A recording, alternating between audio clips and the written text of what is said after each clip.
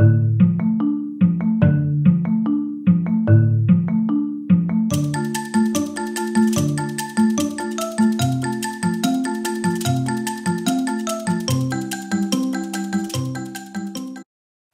everyone, welcome to this week's Tickling Tuesday. Today I'm making a get well card, but it looks kind of dramatic and bloody, and yeah, maybe it's a little too much for some of you because it's not too cute but kind of brutal. So if you do not like the card too much, just hop over to my blog. I will have a few samples showing the same technique but on less dramatic cards. So I started out with this Paper Smooches first aid kit stamp set because I really love the little ambulance. So I stamped the little ambulance with some Memento Tuxedo black ink, and then I picked out some markers to do the coloring. I picked different markers. These are the older ones that I have, the Touch Twin marker and the Delta. You will see that the different inks do work well together because they are all alcohol based, so it does not matter if you use Copics, Delta markers, Touch Twin markers. I think the Spectrum Noir are the same formula also, so they just have a difference in the tip that they have. They may be a little softer or a little harder, and yeah, a little broader or fine. So this is the only difference that I can see there. So yeah, you can use all the different markers together and mix and match your colors. Then I wanted to have the little cross to be red because I think the ambulance should have a red cross. I think the red cross is a symbol for first aid worldwide. Is it? It is in Germany, and I think it's in America also. So I wanted to have the red cross. I made a mask with some post-it tape, and then I used some embossing powder. I could have also stamped the ambulance again in red, cut out the heart, and so fuzzy cut it and put it on top with some adhesive, but I thought it would be easier and also look better if I embossed that. So I used the mask and then a Versamarker.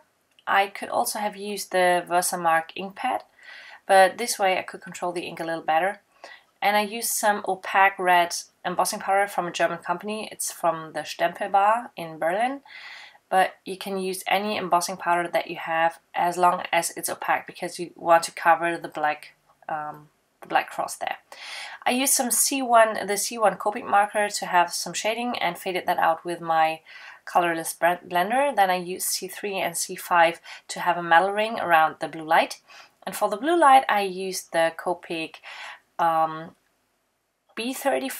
B37 and B39 to have the light look like it is shining blue. So I kept the center very light and then got darker on the outside because I think the light bulb sits in the center of that light.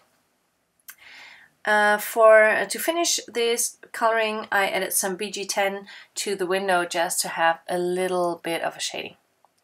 Then I cut that out with my scissors, and as you all know, I like to keep a white border around my images.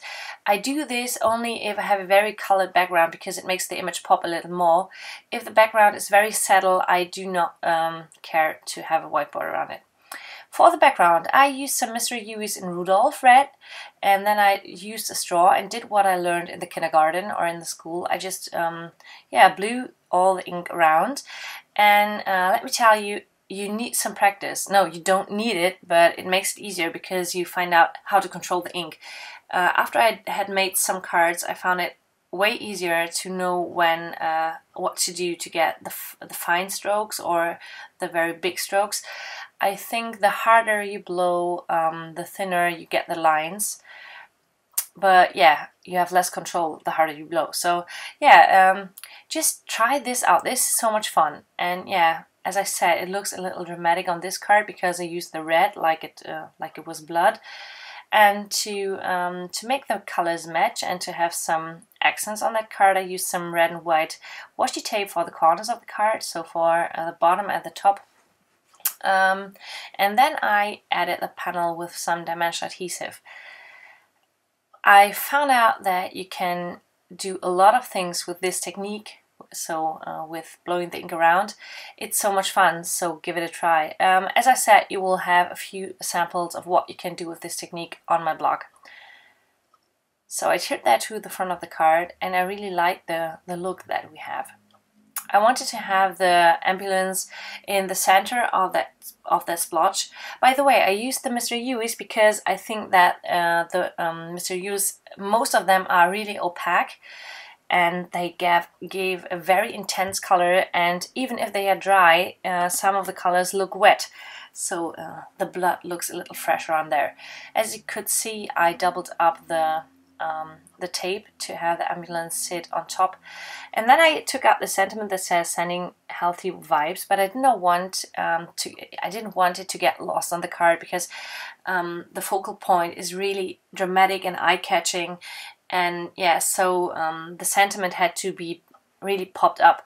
So I decided to have some white embossing on a black cardstock to go with that dramatic look.